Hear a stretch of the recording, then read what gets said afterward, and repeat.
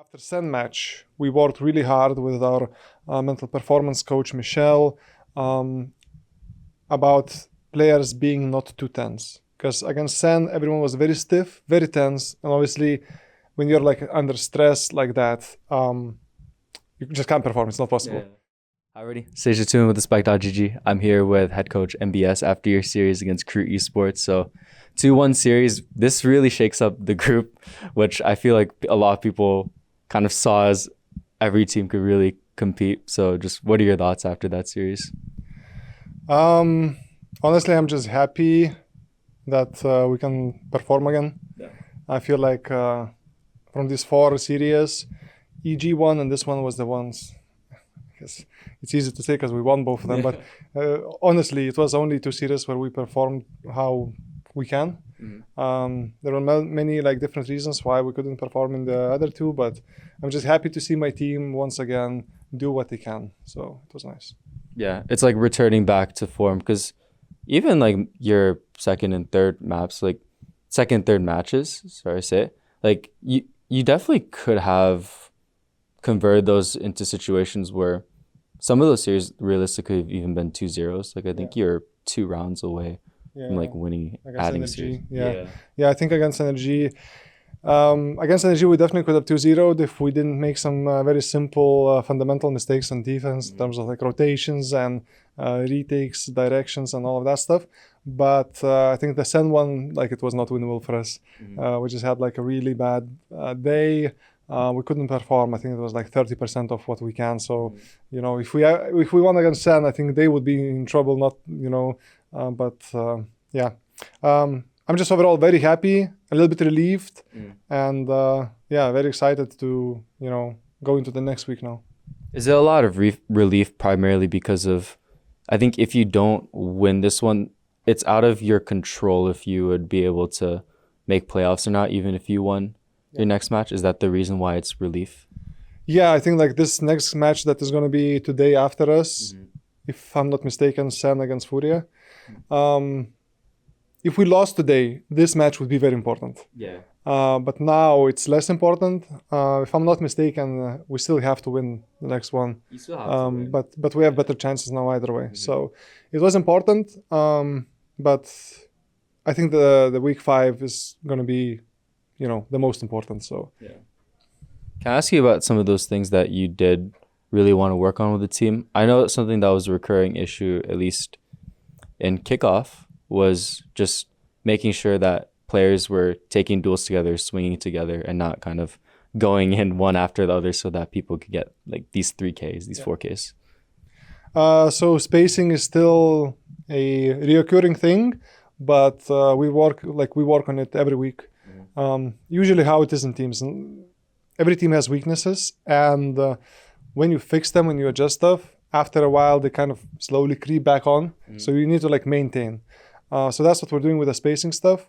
But right now our main focus for the last couple of weeks was after Sen match, we worked really hard with our mental performance coach Michelle about players being not too tense. Because against Sen, everyone was very stiff, very tense. And obviously, when you're like under stress like that, you just can't perform. It's not possible. Yeah.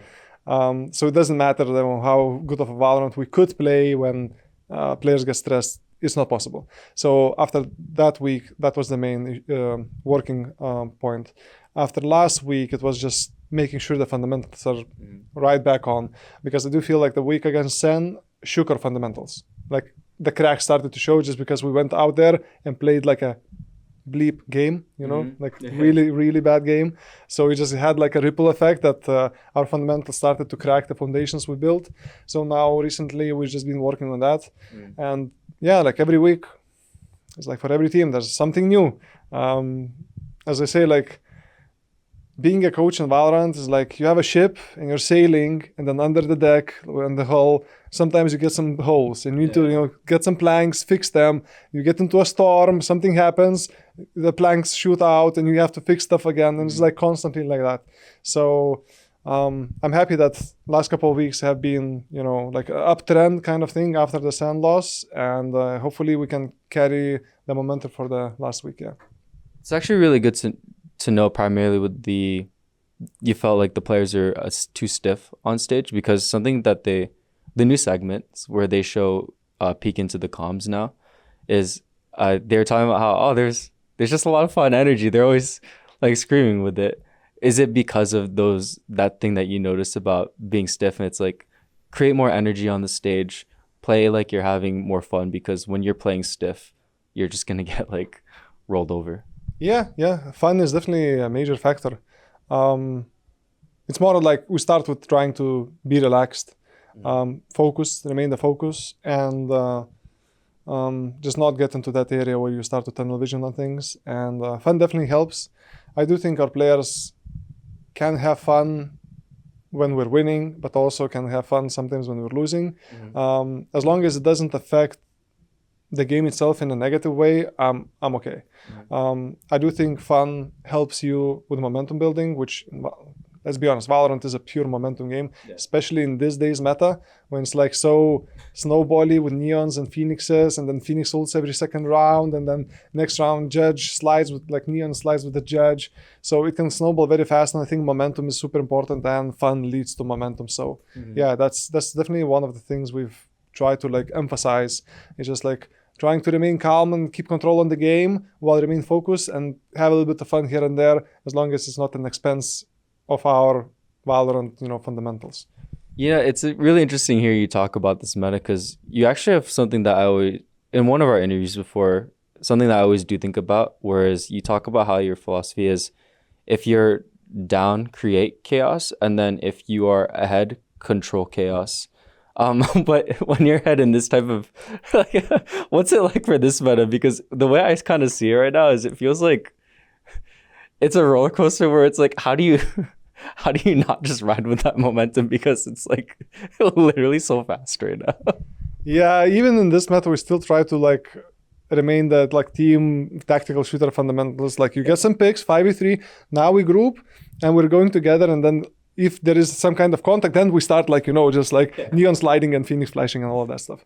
But we try not to speed up into sites when we get picks, because you might run into a judge, you might run into like some weird off angle with phoenix and stuff like that. So we still try to remain control when we get ahead. It's just you need to learn how to control the chaos and when to use it from your own side, pretty much.